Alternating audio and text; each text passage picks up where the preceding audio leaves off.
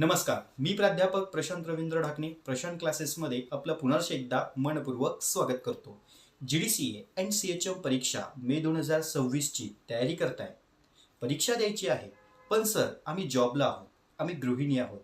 Sir आम्ही गृहिणी पण आहोत आणि जॉब पण सांभाळतो आहे, तर आम्ही ह्या परीक्षा देऊ शकतो का? सर आम्ही विद्यार्थी आहोत, आमचे मास्टर डिग्रीला ॲडमिशन्स आहे आणि आम्हाला ही परीक्षा द्यायची आहे, तर आम्ही ही परीक्षा देऊ शकतो का? तर नक्कीच विद्यार्थी मित्रांनो, तुम्ही ही परीक्षा देऊ शकता. परीक्षेसाठी पात्रता काय आहे? परीक्षेचं माध्यम काय आहे? परीक्षेचं पेपरचं स्वरूप कसं असतं?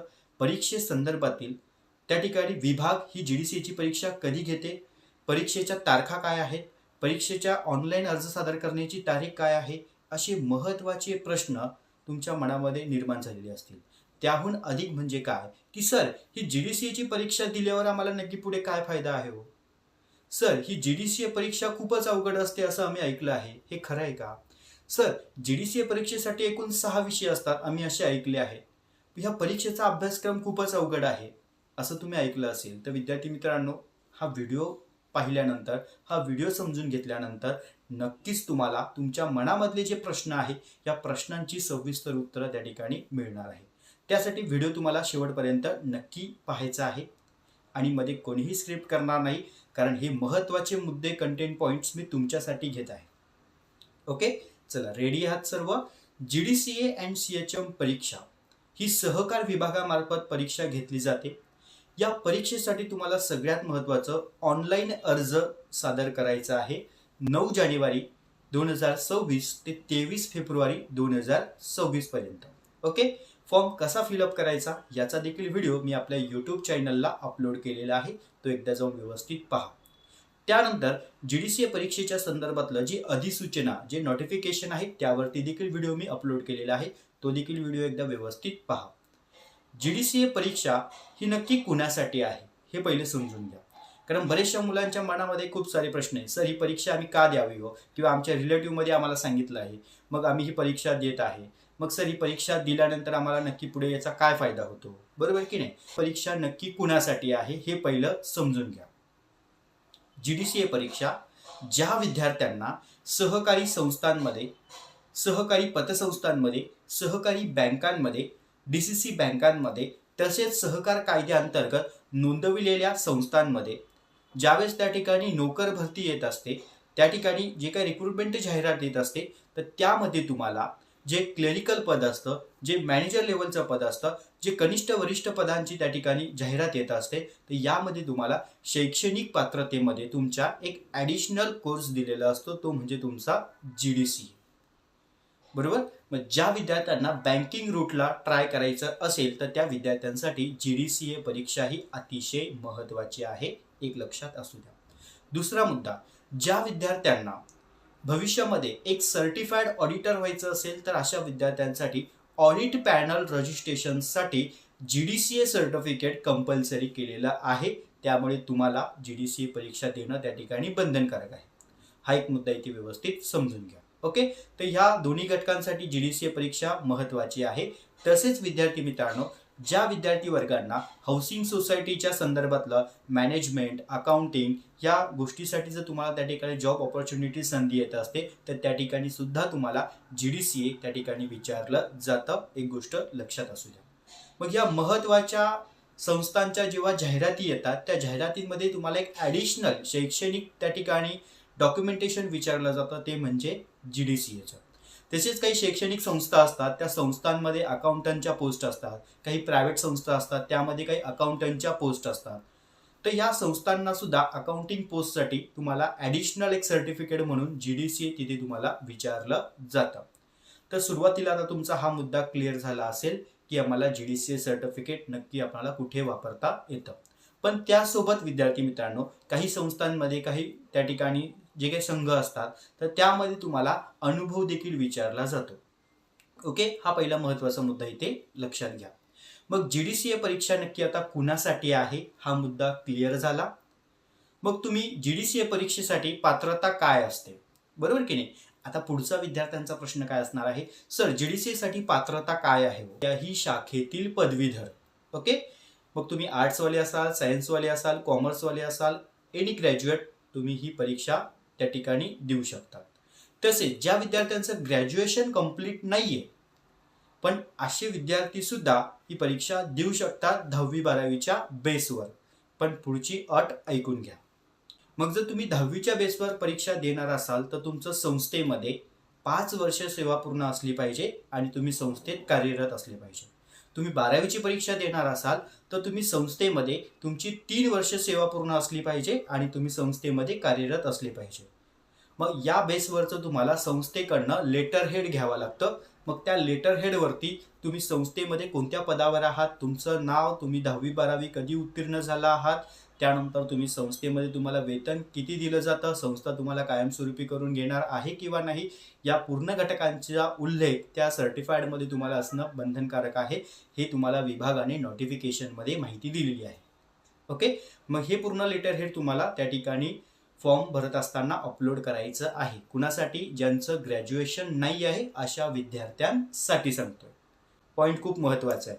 बरेचसे विद्यार्थी मग नीट ऐकत नाही, समजून घेत नाही, वारंवार त्याच गोष्टी विचारत बसतात आणि वेळ वाया घालवतात. त्यामुळे व्यवस्थित समजून घ्या मुद्दे.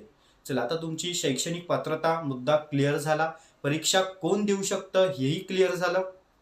ओके, मग परीक्षेच्या संदर्भातील जे आता मे 2026ला ही जी परीक्षा होणार आहे, तर ह्या परीक्षेसाठी अर्ज 9 जानेवारी 2026 ते 23 फेब्रुवारी 2026 पर्यंत तुम्हाला अर्ज सादर करायचे आहेत.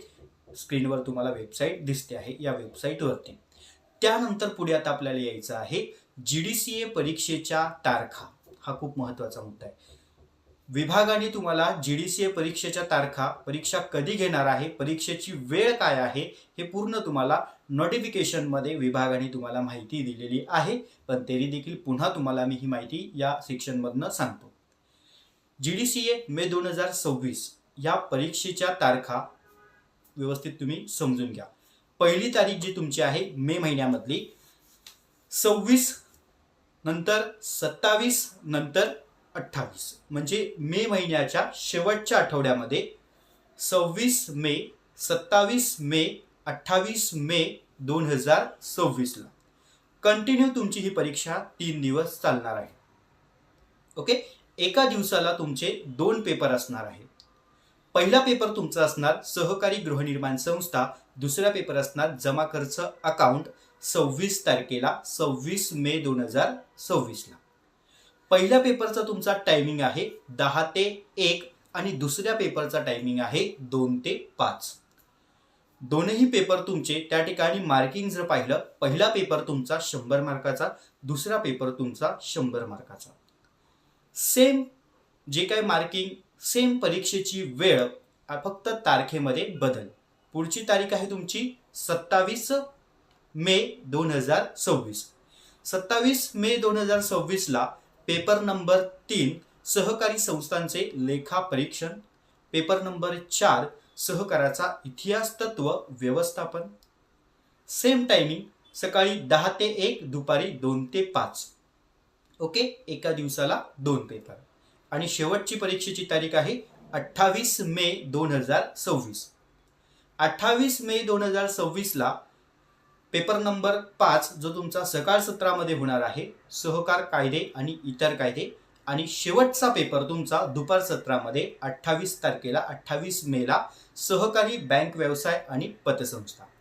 अशी तुम्हाला महत्त्वाचे GDCA परीक्षेसंदर्भातील या ठिकाणी परीक्षेचं शेड्यूल विभागाने जाहीर केलेलं आहे. मग आता तुमच्या लक्षात आलं असेल की सर आता जानेवारी महिना आहे, मग आता पुढे फेब्रुवारी, मार्च, एप्रिल आणि मे, बरोबर. परीक्षेचं स्वरूप हे तुमचं ऑफलाईन असणार आहे. फॉर्ममध्ये तुम्हाला त्यांनी क्लिअरपणे सांगितलंय परीक्षेचं स्वरूप तुमचं ऑफलाईन असणार आहे. महाराष्ट्र राज्यामध्ये 17 सेंटरवरती ही GDCAची परीक्षा घेतली जाणार आहे. ओके, हे 17 सेंटर तुम्हाला स्क्रीनवरती दिसत आहे. या जिल्ह्यांपैकी तुम्ही कोणताही एक जिल्हा परीक्षेसाठी निवडू शकता अर्ज करताना. त्यानंतर विद्यार्थी मित्रांनो, एकदा निवडलेला जिल्हा, एकदा निवडलेलं परीक्षेचं केंद्र हे तुम्हाला पुन्हा बदलता येणार नाही, हे लक्षात असू द्या. मग आता परीक्षा कोणत्या केंद्रावर होणार आहे, म्हणजे कोणत्या जिल्ह्यात होणार आहे हे व्यवस्थित समजलं. परीक्षेचं स्वरूप कसं असणार आहे इकडे लक्ष द्या. परीक्षा ही तुमची पूर्ण थेरॉटिकल आहे. 3 दिवस तुमची कंटिन्यू परीक्षा चालणार आहे. एका दिवसाला 2 पेपर अटेम्प्ट करायचे आहेत. प्रत्येक पेपर तुमचा 100 मार्काचा असणार आहे. एकूण 6 विषय तुमचे 600 गुणांचे असणार आहे.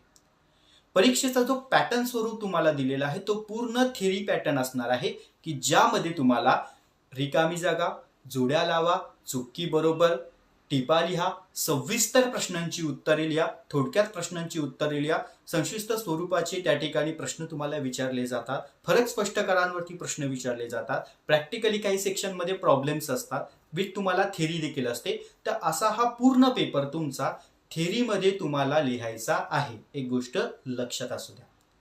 त्यानंतर पुढचा मुद्दा येणार आहे जो आपला सेकंड पेपर असतो अकाउंटचा. या अकाउंट्सच्या पेपरला तुम्हाला परीक्षेला कॅल्सी अलाउड नाहीये, हे पहिलं लक्षात असू द्या. ते महत्वाचा मुद्दा लक्षात, परीक्षेला तुम्हाला कॅल्सी अलाउड नाहीये. आता आणखीन एक महत्वाचा मुद्दा, विद्यार्थ्यांच्या मनातला प्रश्न की सर परीक्षेचं माध्यम काय आहे हो, बरोबर की नाही, परीक्षेचं माध्यम काय आहे. तर परीक्षाचं माध्यम जे आहे मराठीमध्ये पण आहे, इंग्रजीमध्ये पण आहे. दोनच माध्यमामध्ये तुम्ही ही परीक्षा देऊ शकता. मुद्दा इथे लक्षात घ्या. ज्या विद्यार्थ्यांनी मराठीत अभ्यास केला असेल तर त्यांनी मराठीची क्वेश्चन पेपर रेफर करा. ज्या विद्यार्थ्यांनी इंग्रजीत अभ्यास केला असेल त्यांनी इंग्रजीची क्वेश्चन पेपर रेफर करा. काही अडचण नाहीये, कारण फॉर्म भरताना तुम्हाला कुठेच असं माध्यम विचारलं जात नाही. हा मुद्दा मी इथे क्लिअर करतो. बरेचसे विद्यार्थी वारंवार कन्फ्यूज असतात की सर आम्ही मराठी देऊ शकतो का, इंग्रजी देऊ शकतो का. काही टेन्शन घेऊ नका. तुम्ही ज्या लँग्वेजमधनं अभ्यास करणार असाल तर त्याच लँग्वेजमध्ये तुम्ही पेपर त्या ठिकाणी सोडवू शकतात. काही प्रॉब्लेम नाहीये. क्वेश्चन पेपर तुम्हाला दोन्ही माध्यमामध्ये अवेलेबल असते. ज्यावेळेस तुम्ही ऑन द स्पॉट परीक्षेला जातात, उत्तरपत्रिका हातात येते, तुम्ही मराठीत अभ्यास केला असेल तर मराठीची सोडवा, इंग्रजीत अभ्यास केला असेल तर इंग्रजीची सोडवा. एक गोष्ट लक्षात घ्या, फक्त मराठीमध्ये पहिला पेपर लिहिणार असेल तर तू पूर्ण पेपर मराठीचा जो पहिला आहे तो तू पूर्ण फर्स्ट पेपर जो हाऊसिंग सोसायटीचा आहे तो तू मराठीत लिहू शकतो. तू जर इंग्रजीत अभ्यास केला असेल तर तू इंग्रजीत लिह. एक गोष्ट लक्षात घ्या, म्हणजे तुम्ही मराठीत अभ्यास केलाय तर मराठीत लिहा, इंग्रजीत अभ्यास केलाय तर इंग्रजीत लिहा, काही अडचण नाही. ओके. परीक्षेला सेकंड पेपरला तुम्हाला कॅल्सी अलाउड नाहीये. ह्या गोष्टी मी आधीच का सांगतोय, कारण बरेचसे मुलं काय करतायत, नीट गोष्टी समजून घेत नाहीये. तर आता तुमच्या लक्षात आलं असेल परीक्षेचं स्वरूप काय आहे, परीक्षेचं माध्यम काय आहे. आणि आता आणखीन महत्वाचा प्रश्न असला तो म्हणजे विद्यार्थ्यांचा, सर पासिंग काय आहे हो, बाकीचं आम्हाला जाऊ द्या, फक्त पासिंग काय आहे तेवढं आम्हाला सांगा. तर एक गोष्ट लक्षात घ्या, आपल्या डोक्यामध्ये पासिंग एकच ठेवायची आहे की आम्हाला पर सब्जेक्टला 50 मार्क पडलेच पाहिजे. ओके, 50 मार्क पडलेच पाहिजे. आता बाकीचं तुम्ही समजून घ्या, आम्ही 50 मार्कांचा अभ्यासाचं शेड्यूल कसं करायचं.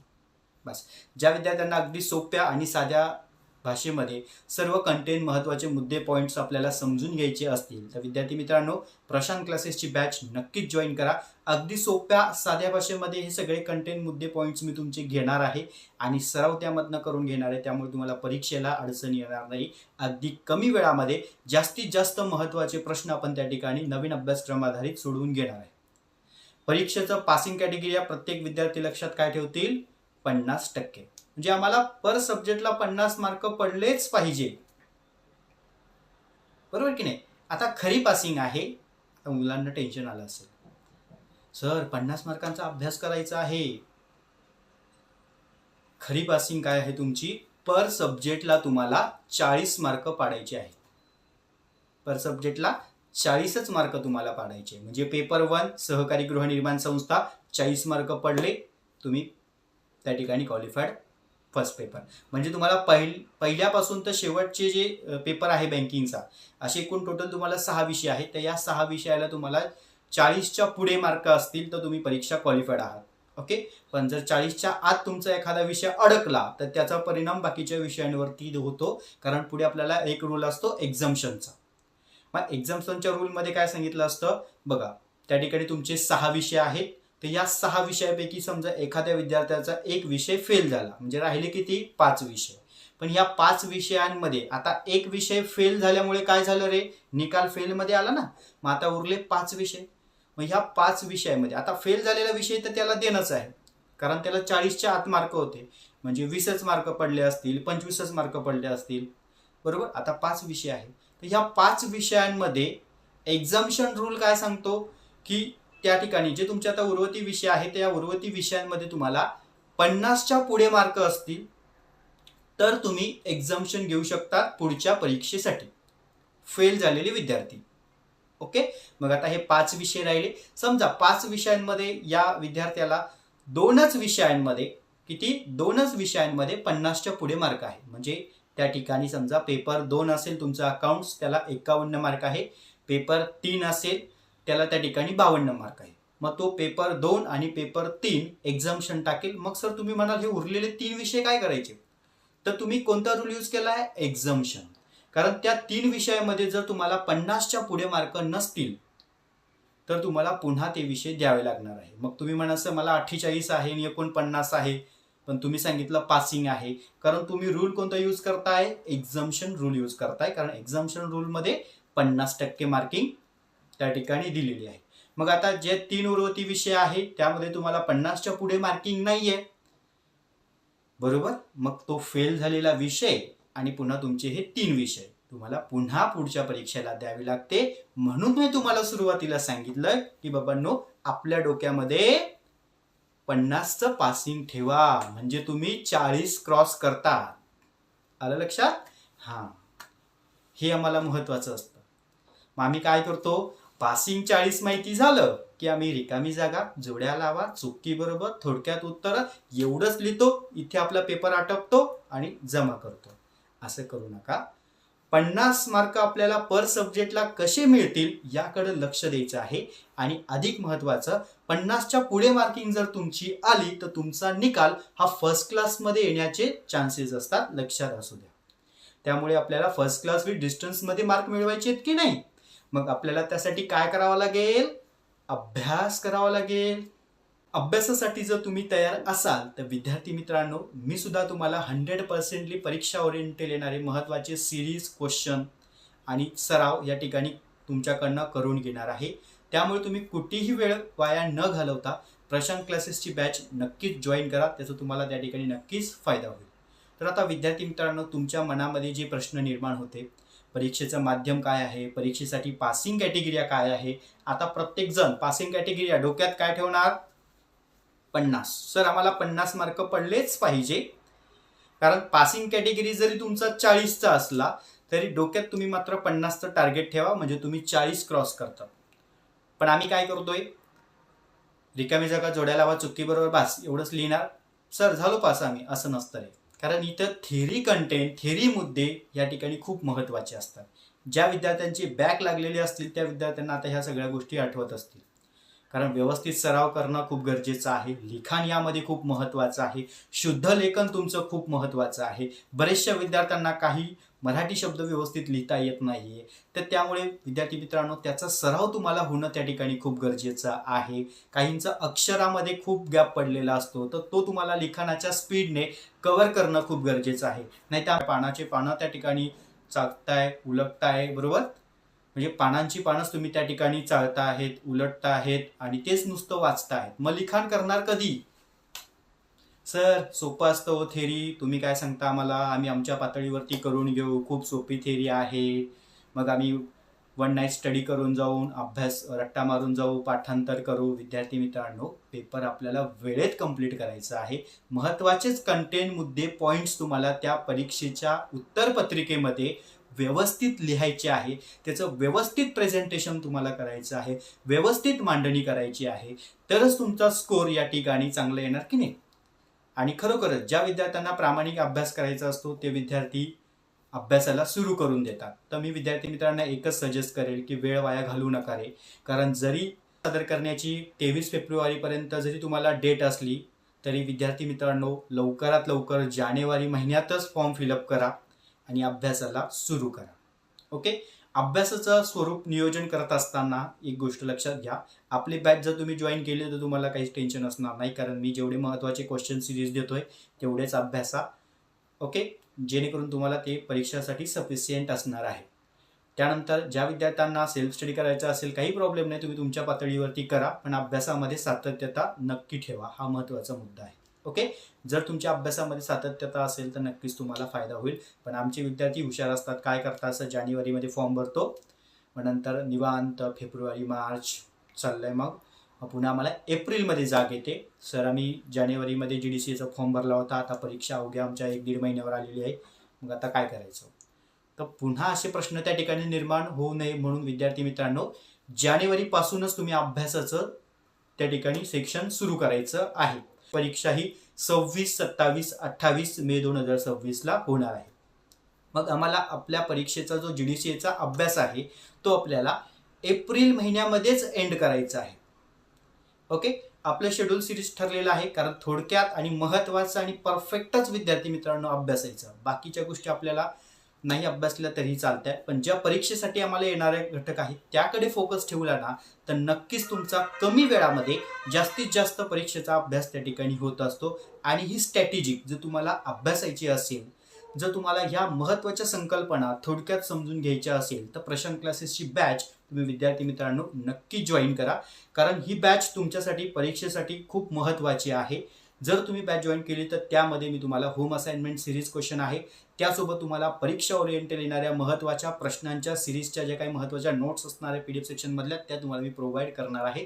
त्यामुळे ॲडिशनल एक्स्ट्रा तुम्हाला काही वाचण्याची गरज पडणार नाही. मी सांगतोय त्या पद्धतीने जर तुम्ही व्यवस्थित अभ्यास शेड्यूल केला तर नक्कीच तुमचा जॉबही सांभाळून, घरातील कामही सांभाळून तुम्ही परीक्षेची तयारी त्या ठिकाणी नक्कीच करू शकता. ओके, तर विद्यार्थी मित्रांनो, आजच्या ह्या सेक्शनमधनं तुम्हाला GDCA परीक्षेसाठी एकूण विषय 6 आहे हे तुम्हाला क्लिअर झालं, माध्यम क्लिअर झालं, परीक्षेचं स्वरूप तुम्हाला ह्या ठिकाणी क्लिअर झालं, परीक्षेसाठी पासिंग कॅटेगरी काय आहे हे तुम्हाला समजलं, परीक्षा नक्की कोण देऊ शकतं हे तुम्हाला कळालं, परीक्षा नक्की कोणासाठी असते ही तुम्हाला व्यवस्थित समजलं, आणि परीक्षा दिल्यानंतर आम्हाला करिअरच्या संधी पुढे कशा उपलब्ध होतात ही तुम्हाला मी महत्त्वाची माहिती या व्हिडिओच्या सेक्शनमधनं दिलेली आहे. आणि विद्यार्थी मित्रांनो, ज्या विद्यार्थ्यांनी अजून GDCA परीक्षेचे अर्ज सादर केलेले नसतील तर त्यांनी लवकरात लवकर आपला यूट्यूबवरती व्हिडिओ अपलोड केलेला आहे की ऑनलाईन परीक्षा GDCA संदर्भातील अर्ज कसा सादर करायचा याची पूर्ण माहिती तुम्हाला मी त्यामध्ये दिलेली आहे. तो व्हिडिओ एकदा व्यवस्थित पहा, पहिला व्हिडिओ समजून घ्या. महत्त्वाची शैक्षणिक कागदपत्र डॉक्युमेंट्स तुम्हाला काय काय लागतात ती त्यामध्ये मी सांगितलेले आहे. पण पुन्हा आता या सेक्शनमध्ये तुम्हाला माहिती देतो. तुमचा पासपोर्ट साईज फोटो, त्यानंतर तुमचं स्वाक्षरी जे सिग्नेचर केलेली ब्लँक पेपरवरचं त्या JPG फाईलमध्ये तुमच्याकडे असणं आवश्यक आहे साईजमध्ये, जे मी तुम्हाला त्यामध्ये व्हिडिओ सेक्शनमध्ये सांगितलेलं आहे. त्यानंतर तुमचं ग्रॅज्युएशन पदवीचं मार्कशीट असणं खूप गरजेचं आहे, जेणेकरून तुमचं ओरिजिनल मार्कशीट PDF मध्ये कन्वर्ट पाहिजे. तुम्ही 10वी-12वीच्या बेसवर देणार असाल तर 10वी-12वीचं गुणपत्रक प्रमाणपत्रक PDF मध्ये कंबाईन करून ठेवा, आणि प्लस तुमचं संस्थेचं लेटर हेड. आता हे कोणासाठी आहे, ज्यांचं ग्रॅज्युएशन कंप्लीट नाही आहे त्या विद्यार्थ्यांसाठी असणार आहे 10वी-12वी संस्थेचं लेटर हेड. ज्यांचं ग्रॅज्युएशन आहे त्यांनी या गोष्टी जोडायची गरज नाही, संस्थेचं लेटर हेड. ओके, तुम्ही ग्रॅज्युएशनच्या बेसवर फॉर्म फिलअप करू शकतात कोणत्याही शाखेतील. एक गोष्ट लक्षात घ्या, वयाची कोणतीच अट नाही आहे ही लक्षात घ्या. ओके, त्यानंतर पुढे जर तुमचं त्या ठिकाणी नावामध्ये काही बदल असेल, खास करून महिलांच्या बाबतीमध्ये नावात काही बदल असेल तर तुम्ही गॅजेट सर्टिफिकेट किंवा मॅरिट सर्टिफिकेट तुम्हाला अपलोड करायचं आहे. आणि फॉर्म भरत असताना सुरुवातीला तुमचा आधार नंबर त्यांनी त्या ठिकाणी तुम्हाला विचारलेला आहे, म्हणून तुमचं सोबत आधार कार्ड देखील असणं गरजेचं आहे. पर्सनल माहिती डिटेल व्यवस्थित भरा, कुठेही स्पेलिंग मिस्टेक करू नका, जेणेकरून आपला फॉर्म रिजेक्ट होणार नाही. ओके, एकदा का तुम्ही फॉर्म सबमिट केला, एकदा का तुम्ही प्रोफाईल सबमिट केली तर जी पहिली प्रोफाईल तुम्ही सबमिट करणार आहे तीच प्रोफाईल तुमची पुढे ग्राह्य धरली जाणार आहे. एक गोष्ट लक्षात ठेवा. मग फॉर्म सबमिट केल्यानंतर मग लक्षात आलं सर माझा फोटो एवढा अगदी छोटाच दिसतोय हो, किंवा माझा अगदी जुना फोटो मी अपलोड केला आहे, मग आता नवीन फोटो अपलोड करू शकतो का हो, तर असं काही नंतर करायचं नाही आहे. म्हणून अगदी सुरुवातीला एकदा माझा व्हिडिओ बघा आणि नंतर फॉर्म त्या ठिकाणी फिलअप करा, जेणेकरून तुम्हाला फॉर्म भरताना त्या ठिकाणी कोणतीच अडचण येणार नाही. आणि अभ्यासाला विद्यार्थी मित्रांनो आता सुरू करा, अभ्यासाचं शेड्यूल बनवा. ज्या विद्यार्थ्यांना बॅच जॉईन करायची असेल तर त्या विद्यार्थ्यांनी बॅच जॉईन करा, ज्यांना शक्य असेल त्यांनी करा. येस ऑर नो फक्त एवढं विचारतोय, ज्यांना शक्य असेल त्यांनी जॉईन करा, ज्यांना नसेल शक्य त्यांनी नो करा, काही प्रॉब्लेम नाही. परीक्षा क्वालिफाईड व्हायची आहे, फर्स्ट ॲटममध्ये परीक्षा क्वालिफाईड व्हायची आहे, ते विद्यार्थ्यांनी आपला अभ्यासाला सेक्शनला आता सुरू करणं गरजेचं आहे. तसेच रिपीटर विद्यार्थ्यांसाठी सुद्धा मी एक नवीन बॅच सिरीज सुरू करतोय. जे विद्यार्थी रिपीटर असतील तर त्या विद्यार्थ्यांनी सुद्धा मेसेज करा, ब्रॅकेटमध्ये रिपीटर म्हणून टाका, तुम्हाला त्या ठिकाणी फी स्ट्रक्चर सेंड केलं जाईल. आणि सगळ्यात महत्त्वाचं पुन्हा सांगतोय, अभ्यासाला सुरू करा, कुठेही वेळ वाया घालवू नका. एक गोष्ट लक्षात घ्या, कारण परीक्षा तुमच्यासाठी आहे आणि परीक्षेचा सराव देखील व्यवस्थित तुमचा झाला पाहिजे, कारण आपल्याला चांगल्या मार्काने फर्स्ट अटेम्प्टमध्ये परीक्षा क्वालिफाईड करायची आहे. लक्षात असू द्या, परीक्षा कुणासाठी आहे हे तुम्हाला क्लिअरमध्ये सांगितलं आहे. त्यामुळे जर तुम्ही ठरवलं की सर मला बँकिंग रूटला जायचं आहे, ऑडिटिंग रूटला जायचं आहे, अकाउंटंट रूटसाठी मी ट्राय करणार आहे, हाऊसिंग सोसायटी रिलेटेड मॅनेजमेंट अकाउंटिंगचे सांभाळायचे आहे, तर विद्यार्थी मित्रांनो परीक्षा तुमच्यासाठी खूप महत्त्वाची आहे. ओके, कारण आलेली संधी चुकवू नका. नाही तर मग सर सांगू, बघू, करू, पण अगदी मार्च फेब्रुवारी होईल, परीक्षेची अवघा त्या ठिकाणी कालावधी तुमच्याकडे कमी राहील. मग या कमी कालावधीमध्ये तुम्हाला आणखीन एक्स्ट्राचा स्टडी करावा लागेल. जिथे तुम्हाला 2 तास आता मी सांगितले आहे, तिथे तुम्हाला 4-4, 5-5 तास बसून ते सराव करावे लागणार आहे. पण एवढं नंतरचं तुम्हाला ताण घेण्यापेक्षा जानेवारीपासूनच अभ्यासाला सुरू करा की. ओके, आणि एप्रिलपर्यंत आपलं पूर्ण सेक्शन संपत आहे. मेच्या सिरीजला आपल्या सराव टेस्ट असणार आहे, जेणेकरून तुम्हाला त्यातनं IMP सिरीज सेक्शन मी प्रोव्हाइड करणार आहे, जेणेकरून ते तुम्हाला परीक्षेला खूप महत्त्वाचं असणार आहे. तर सर्व विद्यार्थ्यांना आजचा व्हिडिओ व्यवस्थित समजला असेल. या व्हिडिओच्या माध्यमातून तुमचे मनातले प्रश्नांचे डाऊट्स उत्तरं तुमची क्लिअर झाली असतील आणि व्हिडिओ मनापासून आवडला असेल तर लाईक मात्र नक्की करा आणि आपल्या मित्रमैत्रिणींपर्यंत हा व्हिडिओ नक्की पोहोचवा. सर्व विद्यार्थ्यांना परीक्षेच्या दृष्टीने ऑल द बेस्ट देतो आणि अभ्यासाला सुरू करा. धन्यवाद.